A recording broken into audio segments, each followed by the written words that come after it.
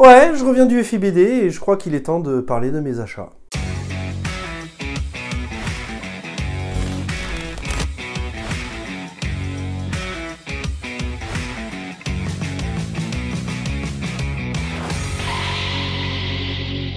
Salut tout le monde, j'espère que vous allez bien, bienvenue dans cette nouvelle vidéo dans laquelle aujourd'hui, je vais vous présenter, on va débriefer ensemble de mes achats que j'ai fait au cours du Festival international de la bande dessinée qui s'est déroulé à Angoulême entre la fin janvier et le début février, parce que oui, j'avoue, j'ai un petit peu craqué pendant ce festival de la BD, mais j'ai aussi fait des achats au début du mois de janvier, et autant vous dire que là, il y a de quoi largement faire une vidéo. Et je vous propose tout de suite de commencer du côté de chez Kiyun avec une petite série courte terminée en 2 tomes, une série que j'avais très envie de lire et dont je vous ai parlé dans ma vidéo les mangas que j'ai envie de lire en 2025, vidéo que vous pourrez retrouver juste ici.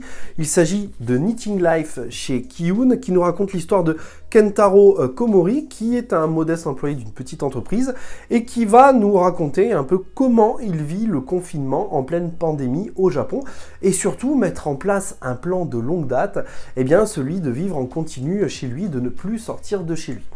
Alors c'est un titre qui me faisait énormément envie, notamment parce que déjà c'est une série courte et que on peut voir de belles choses dans des séries courtes, et autant je trouve qu'il est très difficile de développer des thématiques et de raconter quelque chose dans une série aussi courte qu'en 2 tomes, mais pourquoi pas, j'ai envie de dire, d'une part.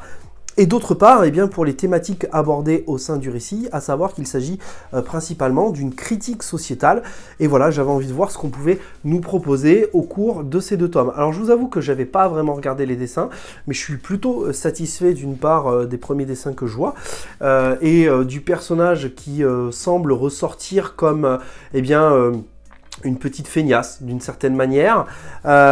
Et en même temps, ça a l'air d'être un petit peu... comment dire, ça a l'air d'être à la fois dans une vibe très fun, presque absurde, mais en tout cas c'est un titre dont je vais vous reparler très vite. Et d'ailleurs, sachez que je vous prépare d'ici la fin de l'année, je l'espère, une petite vidéo sur une dizaine de séries courtes que j'ai envie de vous recommander. Toujours dans le cadre des séries courtes, mais cette fois en 3 tomes et en cours de parution, une série dont je vous ai encore une fois parlé dans ma vidéo des mangas que je veux lire en 2025, cette fois édité chez Big Kana. Il s'agit de Smoking Behind the Supermarket with You, un titre qui nous raconte l'histoire de Sasaki, quarantenaire accablé de travail, qui va trouver son réconfort dans la cigarette et dans des discussions derrière une supérette avec une employée. Voilà, alors là, encore une fois, on est sur une petite série courte qui traite encore une fois d'une critique de la société, parce que j'aime beaucoup les critiques de la société. Et d'ailleurs, l'un de mes titres, si ce n'est le titre phare de l'année 2024, c'est bien sûr Hirayasumi qui fait une très belle critique de la société. Les dessins sont absolument magnifiques. C'est une série qui émane de Square Enix qui était... qui fut un temps l'un des meilleurs éditeurs de jeux vidéo, notamment avant d'absorber Squaresoft, qui était quand même l'éditeur de jeux vidéo de Final Fantasy 6, 7, 8, 9 et peut-être même 10, qui est ma série de jeux vidéo préférée. J'ai beaucoup d'attrait pour tout ce qui sort des studios de Squaresoft et de Square Enix. J'avais notamment, je crois que ça sort de ces studios-là, lu également Suikoden 3 en manga. Il fut une époque que j'avais beaucoup aimé. Voilà. Les dessins sont absolument jolis, les personnages sont très bien dessinés, très bien détaillés. J'aime beaucoup l'idée que Sasaki soit un personnage qui est un peu une gueule de mafieux d'une certaine manière, ça me fait rire, mais voilà. Il y a un espèce de mélange un peu qui se rapproche un petit peu de Great Teacher Onizuka dans sa façon d'être, dans sa façon de voir les choses.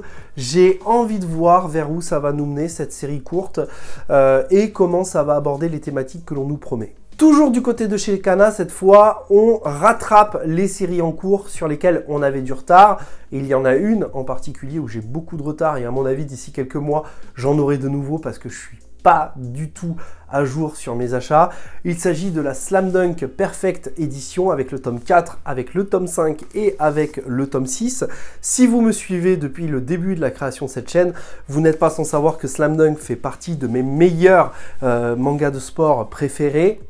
Et j'ai d'ailleurs préparé une vidéo sur les mangas de sport qui arrive très prochainement sur la chaîne, qui part tout d'abord du Hippo Challenge, puisque Manga Badass, que je remercie énormément, m'a envoyé notamment eh bien, les 30 premiers tomes de Hajime no Ippo, et j'ai voulu faire voilà, quelque chose sur une thématique principale autour des mangas de sport, et j'espère que cette vidéo d'ailleurs vous plaira. Alors, Perfect Edition de Slam Dunk que je trouve très jolie, vraiment, à la hauteur de celle de Full Metal Alchemist que j'aime beaucoup, et d'ailleurs, pareil, on en parlera très prochainement de Full Metal Alchemist, puisque j'ai terminé la série avec des pages qui sont très belles, très jolies, presque glacées, blanches, d'un blanc presque pur, qui remet en valeur les dessins de l'époque, un manga qui, selon moi, n'a pas vraiment vieilli, un manga qui est absolument génial dans sa façon de traiter le basket et de mettre en avant ce sport qu'est le basket, et surtout la cohésion, l'esprit d'équipe.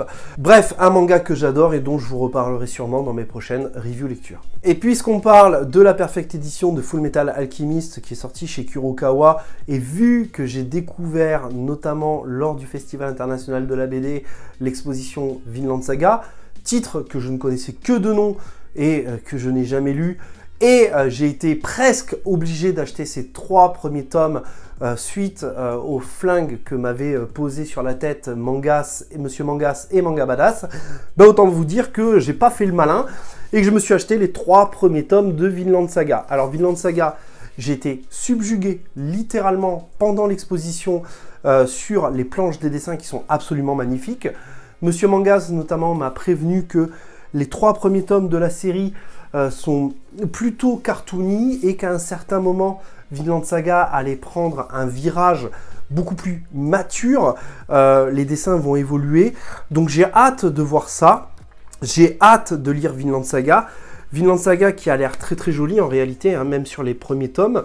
Et je vous avoue surtout que autant je suis content de cet achat, autant je suis un petit peu fébrile sur cet achat pour la simple et bonne raison que je suis presque persuadé que vu que la série arrive à son terme et qu'elle a cartonné au Japon et en France, qu'une Perfect Edition verra le jour sous quelques temps. Mais bon, si clairement la série me plaît, je vous le dis, j'irai sur la Perfect Edition et tant pis, je revendrai la série Vinland Saga dans ce format-là pour acheter la Perfect Edition. Ça dépendra uniquement de mon amour ou non pour la série.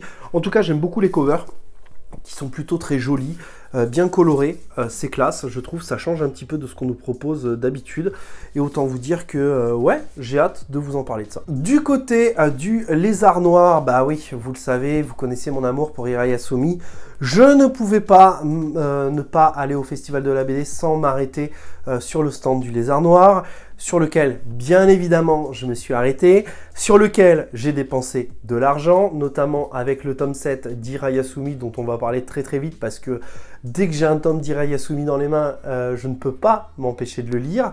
Et il faut savoir que sur le stand du Lézard Noir, eh bien, j'ai rencontré un très gentil abonné, que je remercie, qui se reconnaîtra peut-être dans cette vidéo, qui m'a conseillé notamment une série de Keigo Shinzo aussi, qui est selon lui peut-être même aussi bien, voire meilleur qu'Hirayasumi, une série en 4 tomes, et j'ai donc décidé de prendre eh bien, les 2 premiers tomes de Mauvaises Herbes. Alors pourquoi j'ai pris les 2 tomes de Mauvaises Herbes? Déjà d'une part parce que ça m'a été recommandé gentiment, d'autre part parce que la série, a priori, est plutôt un thriller, un polar noir dans lequel on va voir notamment eh bien, une histoire entre le lieutenant Yamada et Shiori, une lycéenne fugueuse, qui va lui rappeler notamment sa propre fille décédée.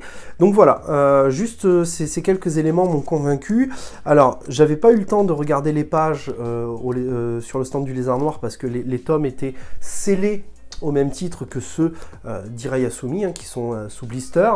Et du coup, quand je suis arrivé à la maison, je me suis quand même empressé de les ouvrir et de regarder. Et je vous avoue que je me suis fait plaisir. J'avoue que les dessins m'ont beaucoup étonné.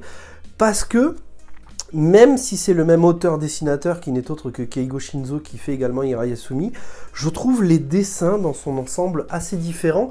Alors on remarquera notamment que oui, il y a encore une fois très peu de fond, comme sur certaines planches d'Hirayasumi, et autant Hirayasumi peut avoir des planches sans fond et d'autres des planches beaucoup plus détaillées, mais sur les traits, sur le chara-design des personnages, je trouve que c'est assez différent d'Hirayasumi, et ça me fait extrêmement plaisir, et c'était notamment un des reproches que j'avais envers Kei Sanbe, qui a fait à la fois la série Réflexion en 5 tomes, dont j'ai les 3 premiers, et la série Erased, dont on reparlera très prochainement, puisque j'ai fini la série, et je vous en ai préparé une vidéo complète. Pour finir cette vidéo, je vous propose de vous présenter les achats que j'ai fait avant le Festival de la BD, qui sont exclusivement des achats Mangetsu, puisque c'est une maison d'édition que j'aime beaucoup, notamment pour sa proposition et son catalogue diversifié. Les premiers achats que j'ai fait notamment, c'est un manga que j'ai découvert l'année dernière, dont je vous ai parlé dans ma vidéo Top Manga 2024, avec le premier tome que j'ai littéralement adoré, et que j'apprécie beaucoup pour son côté onirique et le voyage qu'il peut nous procurer, pour son côté aussi très fantastique. Eh bien, il s'agit des 2 tomes suivants de la série Land, tome 2 et tome 3, une série que j'ai, voilà, comme je vous l'ai dit, découvert l'année dernière. J'ai beaucoup aimé la proposition scénaristique, même si je suis d'ores et déjà certain que les dessins ne vous plairont pas forcément à tous, parce qu'ils sont très particuliers, mais j'aime beaucoup ce qu'on nous raconte, j'aime beaucoup ce qu'on nous propose. C'est un véritable voyage, et j'ai hâte de continuer, voire d'arriver à la fin de la série. Je l'espère, peut-être cette année, mais comme j'ai beaucoup de séries en cours, voilà, à un moment il faut répartir le budget, et je fais un petit peu comme je trouve les tomes au fur et à mesure, puisqu'il faut savoir que chez moi, je n'ai pas de librairie, à moins de 80-90 km, et que le seul point de vente que j'ai est un centre culturel Leclerc. Deuxième achat du côté de chez Mangetsu, une série que j'ai découvert l'année dernière, dont je vous ai parlé, que j'ai beaucoup aimé. Il s'agit de Ace of Diamond, tome 2, qui nous raconte l'histoire de ce jeune lycéen, Eijun Sawamura, qui vient d'intégrer l'équipe de baseball du lycée Seido. Un personnage qui n'a pas forcément de talent particulier, si ce n'est qu'il a une certaine force dans le lancer de balle. Et très vite, en arrivant dans le lycée Seido, il va se faire remarquer et il va s'attirer les foudres de son coach. Ça me fait très plaisir, ce genre de petite série, parce que ni plus ni moins, c'est un enseignement de vie, les mangas de sport. C'est quelque chose qui nous apporte beaucoup, c'est vraiment un truc qui motive à fond, et je trouve les dessins particulièrement jolis. Le prix, pour moi, est très correct, pour la simple et bonne raison que on est quand même sur un tome double, donc ça fait plaisir, et qui sera une série qui sera notamment en 3 saisons en réalité, même s'il n'y en a que 2. La saison 1 sera coupée en 2 saisons et la saison 2 sera en une seule. C'est quand même beaucoup de tomes pour cette série. Je crois qu'il y a plus de 60 tomes, si je dis pas de bêtises, entre les 2 saisons. Donc c'est quand même assez énormissime. Mais why not? J'aime les mangas de sport, j'aime la proposition d'Ace of Diamond. Le prix me paraît cohérent par rapport à l'édition. Et vraiment, regardez cette page, elle est absolument génialissime. Et enfin, pour finir cette vidéo, toujours du côté de chez Mangetsu, j'ai pris une série terminée en 4 tomes, une série qui semble être plutôt sur le côté fantastique, une série dont j'avais entendu parler notamment sur la chaîne d'Ed Le Fou. Ed Le Fou, que j'ai croisé notamment à Angoulême, et si tu regardes cette vidéo, Ed, merci beaucoup pour tes vidéos, tes recommandations, et merci pour ta gentillesse lors du Festival de la BD. Eh bien, j'ai pris tout simplement Tunnel to Summer, voilà. J'avais envie de voyager, j'avais envie de presque me préparer à l'été d'une certaine manière, puisque cette histoire va nous plonger au cœur de l'été et va nous raconter l'histoire de Kaoru, qui va tomber notamment sur un étrange tunnel, un tunnel qui pourrait potentiellement exercer tous les souhaits. C'est une édition que je trouve particulièrement jolie, avec son titre qui a quelques reflets. Je trouve l'édition plutôt jolie, même sur le dos du manga. Je trouve les dessins, pour les avoir regardés du coup dans mon espace culturel, absolument magnifiques, vraiment magnifiques. J'ai envie de ce genre de petites séries que j'aime bien lire l'été, notamment. La première série à laquelle je pense, c'est notamment Love Hina, que j'avais adoré et que j'adore lire l'été parce que c'est une série qui s'y apprête. Là, j'ai besoin de me réchauffer un peu le cœur avec cet hiver qui est quand même assez froid. Donc Tunnel to Summer sera pas parfait pour m'accompagner ces prochaines semaines. Et puis, une autre série à laquelle je pense, c'est une série dont je vous ai parlé dans ma vidéo sur les mangas que je veux lire en 2025. Qui est une série sur le surf. Je me rappelle plus du tout du titre, mais je sais que je dois l'acheter, que je dois foncer. Donc peut-être que je passerai pas cet été. Toujours est-il que, en tout cas, je trouve les dessins absolument magnifiques de Tunnel to Summer. On verra si le scénario est aussi solide que les dessins, qui au premier abord sont vraiment très très jolis et très bien travaillés. Voilà, j'ai très hâte de vous en parler.